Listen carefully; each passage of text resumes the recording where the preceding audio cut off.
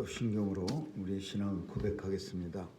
전능하사 천지를 만드신 하나님 아버지를 내가 믿사오며 그 외아들 우리 주 예수 그리스도를 믿사오니 이는 성령으로 잉태하사 동정녀 마리아에게 나시고 본디오 빌라도에게 고난을 받으사 십자가에 못 박혀 죽으시고 장사한 지 사흘 만에 죽은 자 가운데서 다시 살아나시어 하늘에 오르사 전능하신 하나님 우편에 앉아 계시다가 저리로서 산 자와 죽은 자를 심판하러 오시리라.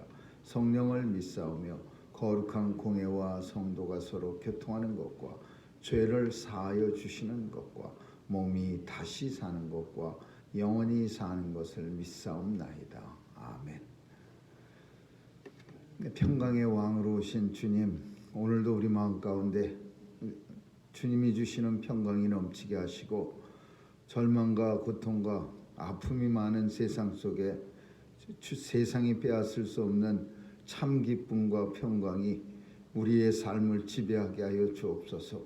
오늘도 주님이 이 땅에 오셔서 어두운 데 빛으로 오셨고 또 아픈 곳에 치유로 오셨사오니 온 세상의 아픈 자들 또 어두운 곳에 있는 주의 백성들에게 오늘도 치유하는 빛을 발하여 저들이 나음을 얻게 하여 주시고 오늘도 우리의 입술을 통해서 영광 받아 주옵소서. 하나님 아버지, 네온사인의 추리의 환한 모습같이 우리의 마음도 환해져서 우리 주님 찬양할 때에 환하고 기쁜 마음으로 온 세상이 주를 찬양하게 하여 주옵소서. 아직도 바이러스의 위협이 온 세계를 두려움에 떨게 하고 있고 또 하나님 아버지 많은 사람들이 병상에서 죽어가고 있습니다. 하나님 도와주시고 또 치유하는 방법도 허락해 주셔서 하나님께서 참 아름다운 세상을 우리에게 허락하셨는데 이 바이러스들 때문에 우리가 그 세상을 누리지 못하고 삽니다. 하나님 도와주시옵고 속히 모든 것이 물러가게 하여 주옵소서. 오늘도 아버지 하나님, 제 백성들 어디에서 무엇하든지 건강하고 안전하게 지켜주시고 우리 주변에서 들려오는 참 바이러스의 위험에 노출된 그런 사람들에게도 하나님께서 치유해 주셔서 빨리 나을 수 있도록 역사해 주시고 특별히 연로하신 어르신들은 건강하게 지킬 수 있도록 도와주시옵소서. 하나님, 오늘도 자녀들 지켜주시고 또 병원에서 양로원에서 그런 데서 수고하는 모든 의료 치유하는 분들에게 은혜 주셔서 정말 사랑하는 마음으로 아파하는 사람들 잘 치료할 수 있도록 도와주시옵소서. 감사드리며 예수님 이름으로 기도합니다. 아멘. 우리 찬양 126장 부르시겠습니다.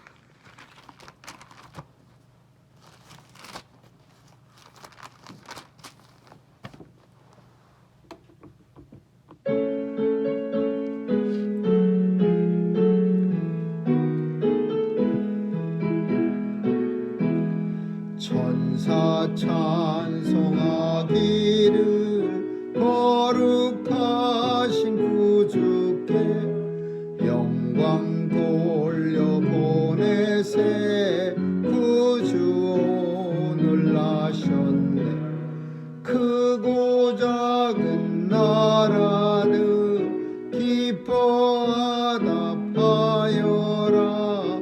영광 받을 왕의 왕 베들레헴에 나신 주 영광 받을 왕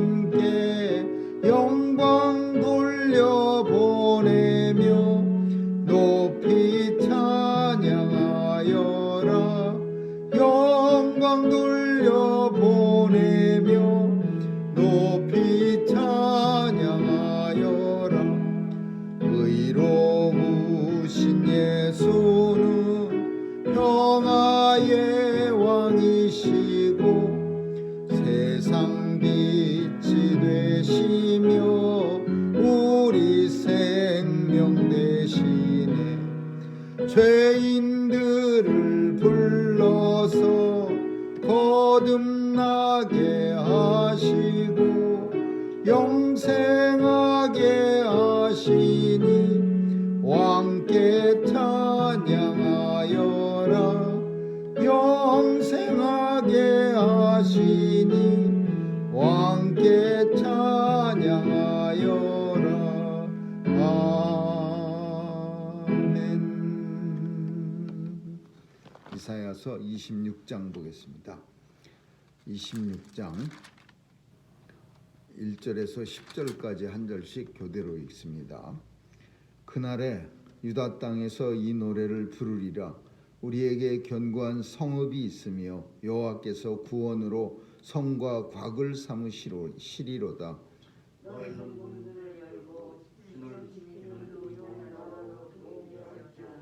주께서 심지가 견고한 자를 평강의 평강으로 지키시리니 이는 그가 주를 의뢰함이니이다.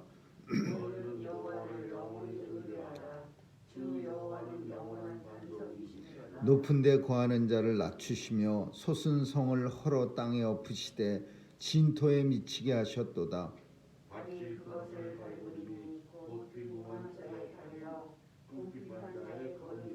의인의 길은 정직하며 정직하신 주께서 의인의 첩경을 평탄케 하시도다. 여호와여 주의 심판하시는 길에서 우리가 주를 기다렸사오며 주의 기념 이름은 우리 영혼이 사모하느냐. 밤에 내 영혼이 주를 사모하여 싸운즉 내 중심이 주를 간절히 구하오리니 이는 주께서 땅에서 심판하시는 때에 세계의 거민이 의를 베품이니이다. 악인은 은총을 입을지라도 의를 배우지 아니하며 정직한 땅에서 불의를 행하고 여호와의 이름을 돌아보지 아니하느냐. 아멘. 거기까지 읽겠습니다.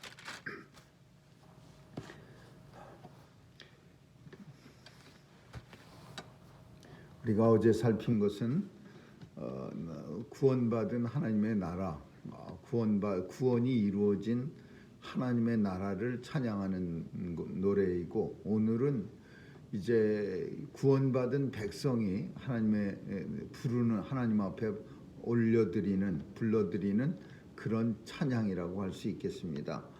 그래서 그날에 이스라엘 백성들이 구원받은 날에 유다 땅에서 노래를 부르는데 어떤 노래를 부르느냐 하면은 우리의 성은, 우리를 지켜준 성은 저 돌과 흙으로 쌓아 올린 저 성이 아니라 하나님께서 우리의 성과 곽이 되셨도다, 이렇게 노래한다는 겁니다. 근데 이스라엘에는 오래전부터 성이라고 하는 것이, 우리가 지금은 뭐 성이 있으나 마나지만은 큰 탱크나 뭐 그런 걸로 성도 밀어버리면은 다 무너지고 그렇지만, 옛날에는 전쟁에 성이 아주 필수였습니다.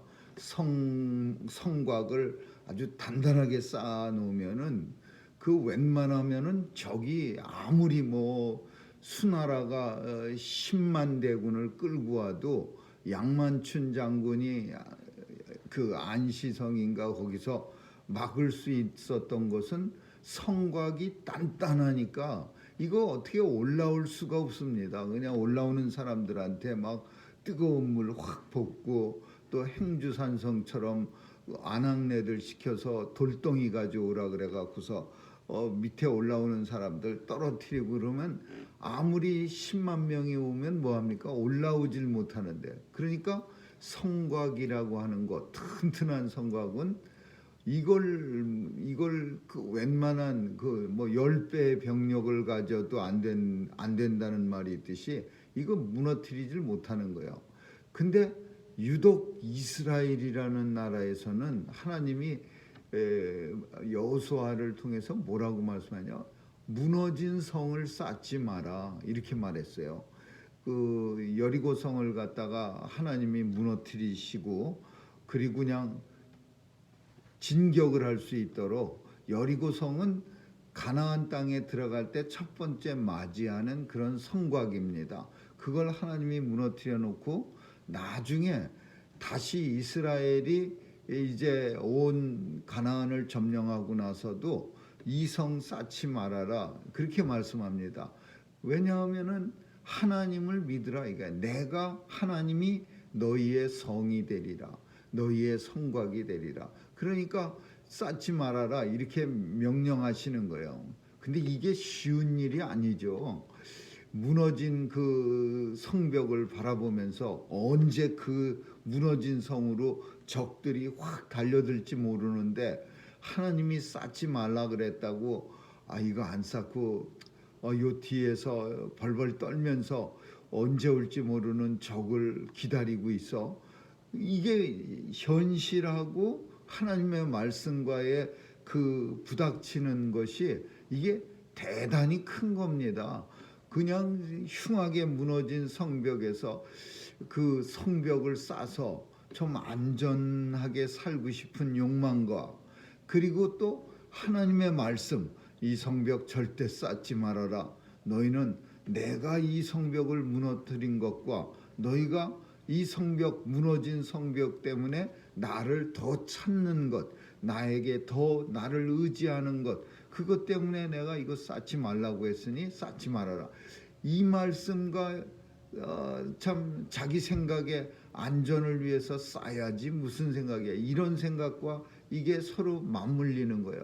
그래서 이 신앙이라고 하는 것, 믿음이라고 하는 것은 항상 이런 현실과 말씀과의 어떤 괴리감이 있고 부딪히는 게 있어서 어느 쪽으로 나가느냐에 따라서 믿음의 승리자가 되기도 하고 때로는 믿음의 패배자가 되는 거예요.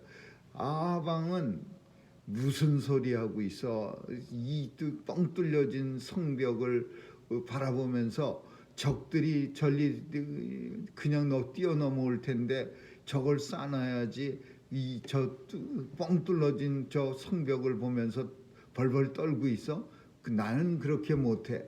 그러면서 이 아합왕은 다른 왕들이요 그 사이에 여호수아 뒤로 아합까지 500년 동안이나 있었는데 아무 왕도 안 쌓는데 이 아합 왕은 성을 쌓아버려요. 우리는 그런 어리석은 짓을 못해. 무슨 헛소리야. 하나님이 쌓지 말랬다고 아주 참 상식적이지 못한 그 적들이 쳐들어올 수 있는 뻥 뚫린 성을 갖다가 그냥 멍하니 바라만 보고 있어? 이건 말도 안 돼. 그러면서 쌓아버리는 거예요.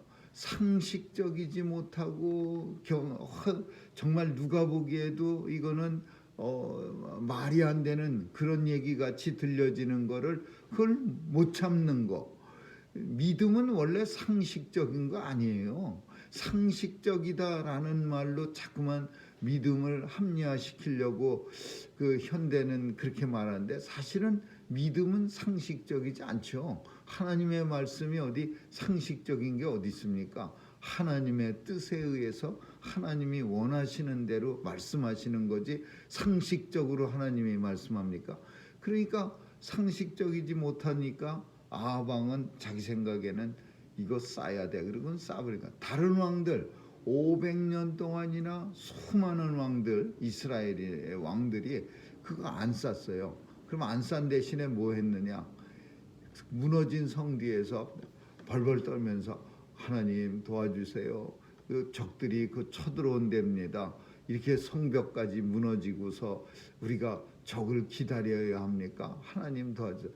하나님을 더 의지하게 된 거죠. 무너진 성벽 때문에 하나님의 은혜를 더 깊이 깨닫는 방편이 무너진 성벽이야. 그래서 성곽이라는 성벽 얘기가 나오면은 하나님이 이스라엘의 성이고 벽이다라는 거죠. 오늘 본문이 바로 그거예요.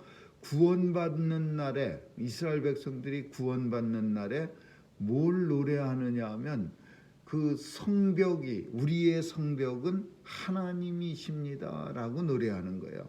우리의 성벽, 돌과 흙이나 벽돌로 싼 성이 아니라 우리의 도성은 하나님이 친히 세워주신 성입니다.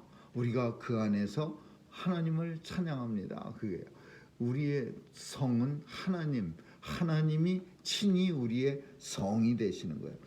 그 성, 하나님의 성을 너희는 문을 열고 신을 지키는 의로운 나라로 들어오게 할지어다. 그 하나님이 지키는 하나님의 도성, 그 안에 들어갈 사람은 누구냐? 구원받은 백성이야. 하나님의 백성들이야. 하나님의 백성들, 너희는 문들을 열고 신을 지키는 의로운 나라로 들어오게 할지어다. 들어오게, 하나님의 성으로 들어가는 거죠. 주께서 심지가 견고한 자를 평강의 평강으로 지키시리니 그가 주를 의뢰함이니이다. 바로 이 말을 지금 계속 성벽으로 설명하고 있는 거예요. 심지가 견고한 자라고 하는 것은 변함이 없는 그런 이거 이렇게 할까 저렇게 할까 이런 모습. 그러니까 그냥 마음이 번거로워요. 그래서 이렇게 하기도 싶고 저렇게 하다. 그래서 성경에는 야고보서 1장 8절에는 하나님이 미워하는 사람 중에 두 마음을 품어 정함이 없는 사람을 미워한다 그랬어요. 그게 뭐냐면 이렇게 보니까 성벽을 쌓는 것도 좋아 보이고 또 한편으로는 성벽을 안 쌓고 하나님 앞에 간절히 기도하면 혹시 또 효과가 좋을 것 같기도 하고 이렇게 오르락내리락 하는 사람들이 있어요. 여호수아도 마찬가지로 너희는 마음을 정하고 그리고 나와 내 가정은 오직 하나님만 섬기겠다. 하나로 정확하게 섬기는 사람, 그게 중요한 거예요. 그걸 가리켜서 심지가 견고한 사람이라고 주님은 말씀하는 거죠. 그 심지가 견고한 오직 하나님 앞에 뿌리를 박은 사람들, 다르쳐 흔들리는 마음이 없는 사람들에게는 하나님이 평강을 주시는 거예요. 평강의 평강으로 지키시리니 그가 주를 의뢰함이니이다. 주님을 믿음에 있어서 흔들림이 없는 사람에게는 주님이 우리 마음속에 큰 평강의 평강이라는 것은 평강 하나만 해도 평강한데 평강에다가 배로 평강을 하나 더 얹혀주시니까 그냥 평강으로 넘치는 그런 마음의 상태를 말하는 거예요. 평강의 평강으로 지키시리니 그가 주를 의뢰함이니이다. 언제 하나님 나라가 이루어졌을 때 이 이스라엘 백성들이 하나님 나라에 하나님의 도성 안에 들어가서 그 안에 살아갈 때 평강의 평강으로 넘치는 거죠. 그때는 그 하나님의 백성들이 하나님 도성에 들어가서 평강의 노래를 부를 그때에 어떤 일이 일어나느냐? 높은 데 거하는 사람들이나 높은 성이나 이런 걸 다 무너뜨려서 진토에 미치게 한다라는 표현은 더 이상 이 교만한 사람이나 높은 성이나 견고한 성이 없어지고 다 무너뜨려서 평평하게 만든다는 거예요. 이 세상에 더 이상 하나님 대신 우리를 지켜줄 성을 쌓을 수 있는 그런 성이 없다는 것을 하나님께서 보여주시는 거예요. 어제 우리가 살필 때 모압이라는 나라를 살핀 것처럼 모압이라는 나라를 샘플로 가져다가 하나님은 하나님 섬기지 않는 나라 사람들을 갖다가 아주 교만한 모압을 지푸라기 거름 속에서 지푸라기가 썩는 것처럼 거름통 속에 초계같이 만들이라. 거름 퇴비 속에 지푸라기가 그 다른 거하고 섞여갖고 썩어갈 때요 온도도 높아지고 냄새도 나고 겨울에도 거기에는 김이 모락모락 올라옵니다. 퇴비 더미에는. 그러니까 모압이라는 하나님 섬기지 않고 교만한 나라를 그 거름 더미 속에 초계같이, 초계라는 것은 지푸라기예요. 그것처럼 썩게 만들이라. 마찬가지로 주님의 나라가 임할 그때에는 높은 성, 솟은 성, 견고한 성, 교만한 자, 이 세상의 권력을 사랑하는 사람, 그런 사람들을 진토에 미치게 하리라. 땅바닥에 편편하게 그냥 만들어버리는, 다 하나님이 발로 꾹꾹 눌러서 더 이상은 고개를 들지 못하도록 빳빳한 고개를 확 밟아버려 갖고서 그냥 편편하게 만들어 진토에 미치게 하리라. 이 표현이 뭐냐면, 진토라는 건 그냥 땅이야. 평평한 땅, 높은 성이 땅바닥에 떨어져 있어요. 그러면 하나님께서 모든 것을 진멸하시고 편편하게 만드시리라, 그런 거예요. 근데 그거를 또 누가 밟느냐? 그 높은 성, 교만한 자의 그 머리를 누가 밟느냐? 발이 그것을 밟으리니, 발이, 우리의 발이 밟으리니. 어떤 사람들의 발이냐? 빈궁한 사람들의 발과 곤핍한 자의 걸음이로다. 이 표현이야. 그러니까 빈궁하고 곤핍하다, 이런 표현을 쓴다는 것은 조금 내용 해석하기가 좀 그렇지만은, 교만한 사람을 빈곤하고 궁핍한 것으로 종종 성경은 겸손함과 또 동일시합니다. 근데 사실은 우리 주변에서 살펴보면은요, 빈곤하고 궁핍하다고 해서 반드시 겸손한 거 아니에요. 어떤 사람들은 빈곤하고 궁핍해도 베베 꼬여갖고 교만한 사람보다 더 못된 사람도 있어요. 빈곤하고 궁핍한 사람도. 근데 옛날 이사야 선지자가 살 때, 혹은 우리 시대, 좀 오래전 시대에는 그래도 빈곤하고 궁핍한 사람들은 겸손한 사람들이었어요. 그리고 그 당시에는 그래도 그 교만한 사람들은 가진 사람이 많았어요. 뭐 지금도 이 비율이야 비슷하겠지만, 근데 성경 속에는 항상 교만한 사람으로는 그런 부유한 사람을 지칭하고 있고, 그리고 겸손한 사람의 예를 누굴 드냐 하면 꼭 빈곤한 사람과 궁핍한 사람으로 들어요.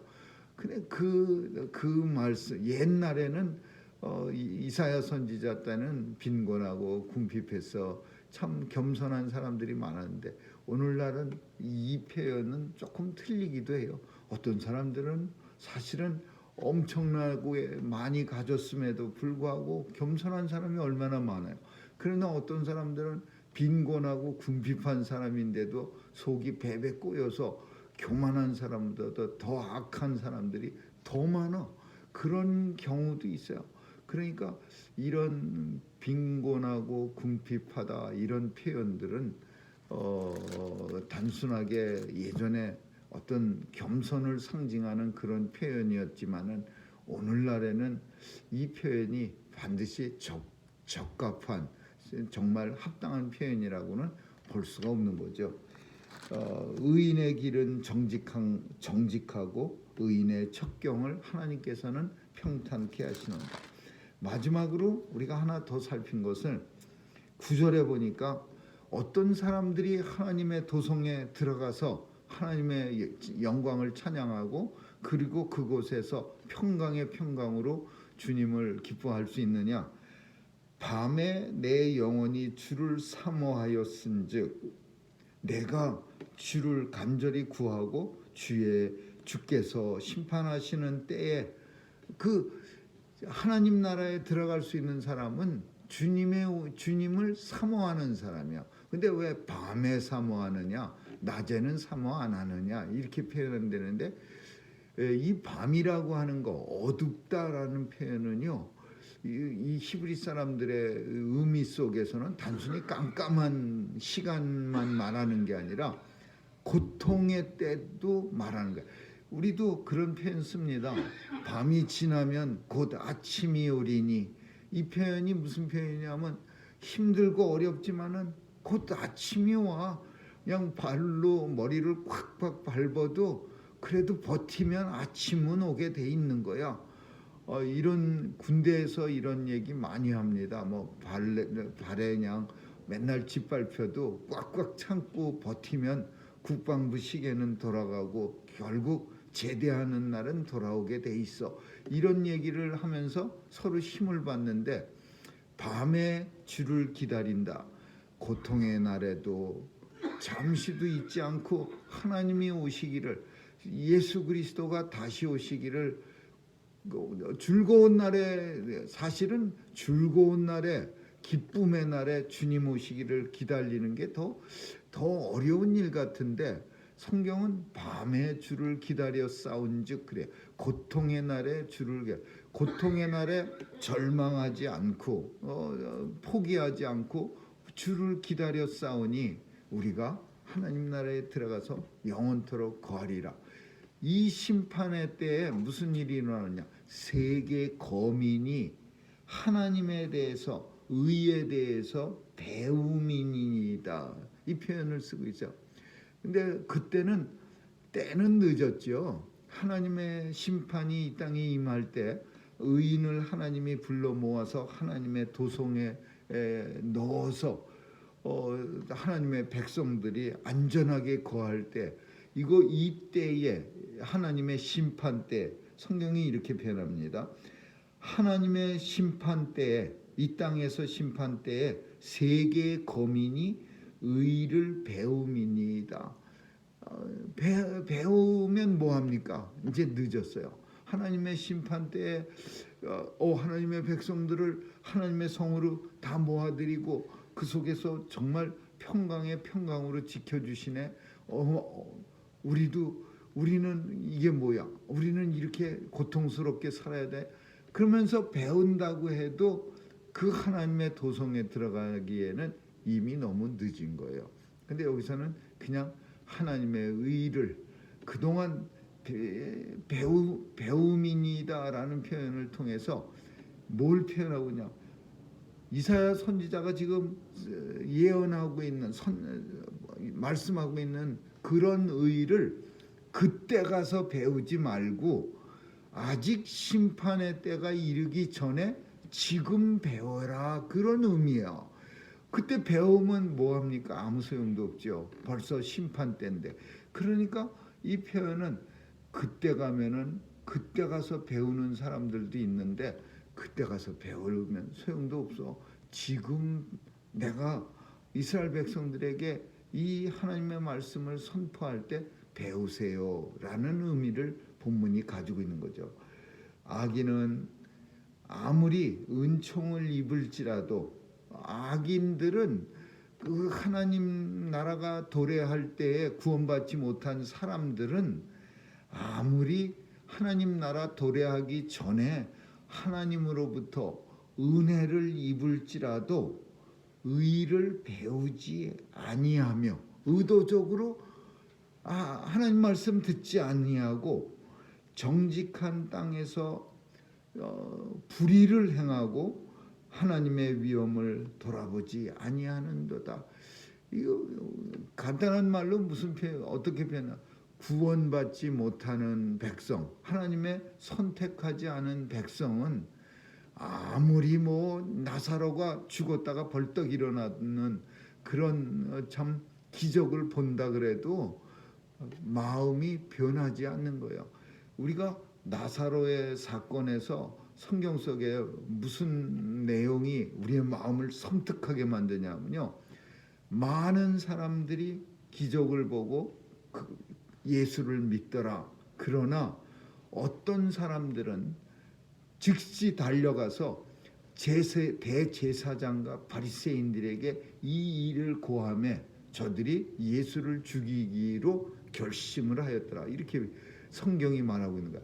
그러니까 그 나사로가 그 예수님이 나오너라 그래서 그 붕대를 갖다가요 칭칭, 그 죽은 사람을 싸매는 그런 허연 천을 칭칭 감고 정말 불편한 걸음걸이로 어그적거리면서 그 무덤에 그 큰 둥근 돌을 이렇게 열어놨는데 글리 이렇게 걸어놓을 때, 이 장면 보면요 아무리 마음이 강팍한 사람이라도 와, 야 하나님의 아들이시구나 예수님은 우리가 믿어야겠다 이렇게 결심하고 자기의 그동안 예수님에 대해서 의심하고 또 예수님을 좀 조롱하고 그런 걸 후회하고 회개할 텐데 이 어떤 사람은요 단단해 갖고 겨우 그런 기적을 보고 나서 야 이거 어떻게 하면 예수 빨리 죽일 수 있을까 이거 안 되겠다 더 이상 내비뒀다가는 사람들이 자꾸 예수님한테 넘어가고 또 이런 기적 많이 나타나면 혹시라도 내 자리가 위태위태해질 것 같고 그래서 어떤 사람들은 그걸 보고서도 예수님 죽이기로 결심하는 거예요. 오늘 본문이 그런 내용이에요. 그때에 악인은 하나님의 은혜를 아무리 많이 입을지라도 의를 배우지 아니하고 이 땅에서 오직 불의를 행하고 하나님의 위엄하심을 돌아보지 아니하다 경배하지 아니하는도다. 오늘 우리가 사는 나라 이 땅에서도 마찬가지입니다. 성경이 예전에 이사야 선지자 때의 사건을 말하고 있지만 사실은 한 절 한 절이 오늘 우리가 사는 시대에 또 알맞는 아주 우리 사는 시대를 마치 보고서 말씀하시는 것 같은 그런 내용이라고 볼 수 있는 거죠. 오늘도 내 생각이나 내 능력이 내 성이 아니라 하나님이 우리의 성곽이 우리를 지켜주시는 도성이 되어주신다는 사실을 믿고 우리 오늘도 주님 주시는 평강으로 살아갈 수 있기를 주님의 이름으로 축원합니다. 기도하겠습니다. 하나님 우리의 도성이 되시니 우리가 늘 두려움 없이 평강의 평강으로 살아가고 있음을 감사드립니다. 오늘도 세상이 주는 것 같지 않은 하나님의 평화가 우리 마음속에 넘치게 하시고 또 하나님의 주시는 기쁨과 은혜가 넘치게 하여 주옵소서. 감사드리며 예수님 이름으로 기도합니다. 아멘. 주기도문으로 마치겠습니다. 하늘에 계신 우리 아버지 이름이 거룩히 여김을 받으시오며 나라에 임하옵시며 뜻이 하늘에서 이룬 것 같이 땅에서도 이루어지이다. 오늘날 우리에게 일용할 양식을 주옵시고 우리가 우리에게 죄 지은 자를 사하여 준 것 같이 우리의 죄를 사하여 주옵시고 우리를 시험에 들게 하지 마옵시며 다만 악에서 구하옵소서. 대개 나라와 권세와 영광이 아버지께 영원히 있사옵나이다. 아멘.